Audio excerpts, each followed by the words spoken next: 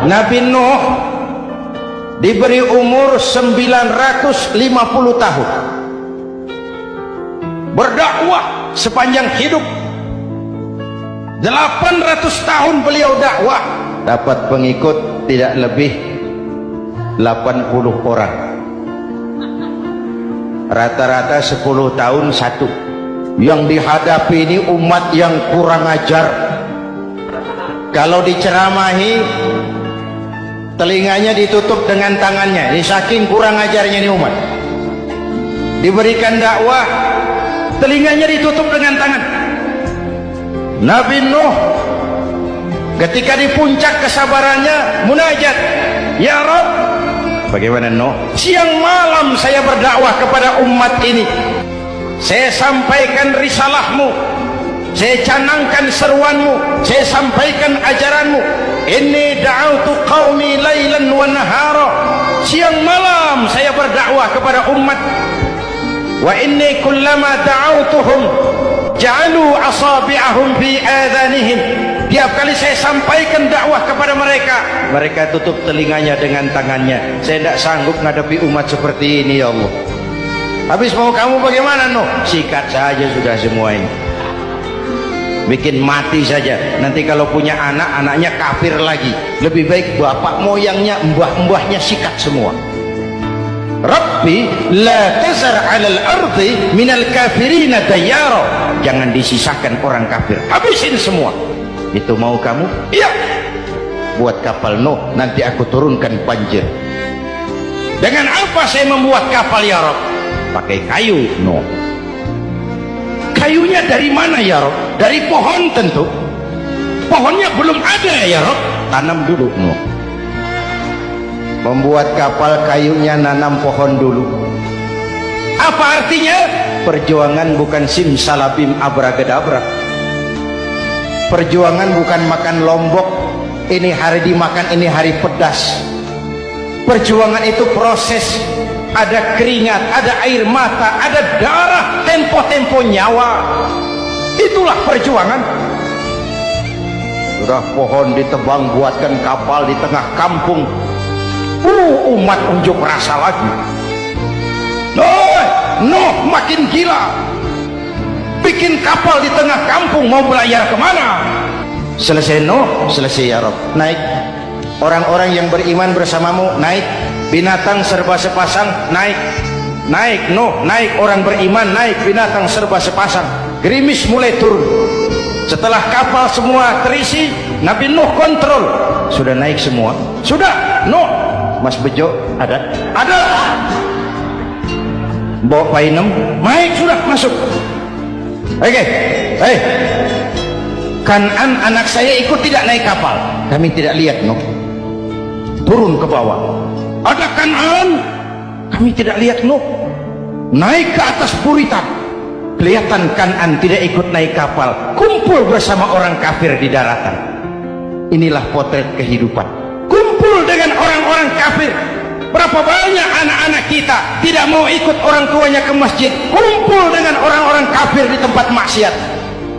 Nuh karena sayang kepada anak, dari atas kapal memanggil, ya bunayyarkam ma'ana.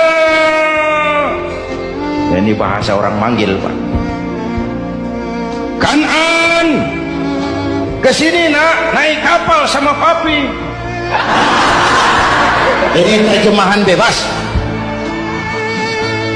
Jawab Kan'an di bawah, tidak mau Pak, saya di sini saja.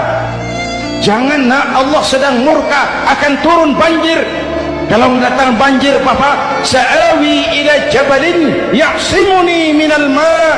Saya akan naik ke gunung tinggi yang bisa menyelamatkan saya dari banjir. Kan'an naik ke gunung tinggi, gunung pun tenggelam dihantam banjir. Dalam puncak kepedihan, Nabi Nuh akhirnya sadar, ya Allah, kalau orang kafir tenggelam, memang saya yang minta, tapi Kan'an kan anak saya. Nuh, anggap Kan'an bukan anakmu. Wa innahu amalun ghairu salih. Nuh sadar, akhirnya bilang, ana urid wa anta turid wallahu fa'alun lima yurid. Dek, sayangi orang tuamu. Nak, sayangi orang tuamu. Tahukah kamu, bahkan memandang wajah ibumu dengan pandangan penuh cinta, penuh sayang, lebih Allah sukai daripada saat kamu memandang Ka'bah. Sementara memandang Ka'bah sekali senilai ibadah 1 tahun, puasa di siang hari, tahajud di waktu malamnya setahun setara memandang Ka'bah sekali. Tak perlu jauh-jauh ke Mekah, pandanglah wajah ibumu dengan pandangan penuh cinta. Cukup pandangi wajah ibumu dengan pandangan penuh sayang. Katakan padanya, yang sehat-sehat ya Bu, hidup saya akan baik-baik saja selagi Umi tetap sayang, tetap ridho kepada saya. Umi, Ibu, Mama, katakan pada mereka, engkau adalah hadiah terindah yang Allah berikan dalam hidup saya.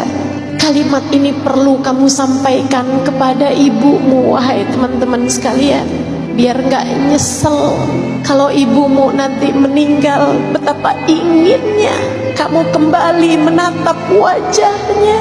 Kalau ibumu meninggal, Kak, Bu, Dek, Nak, betapa sangat inginnya kamu kembali menatap wajahnya. Andai saja bisa, rasanya rela untuk menyerahkan seluruh harta yang dipunya demi kembali merasakan satu hari hidup bersamanya.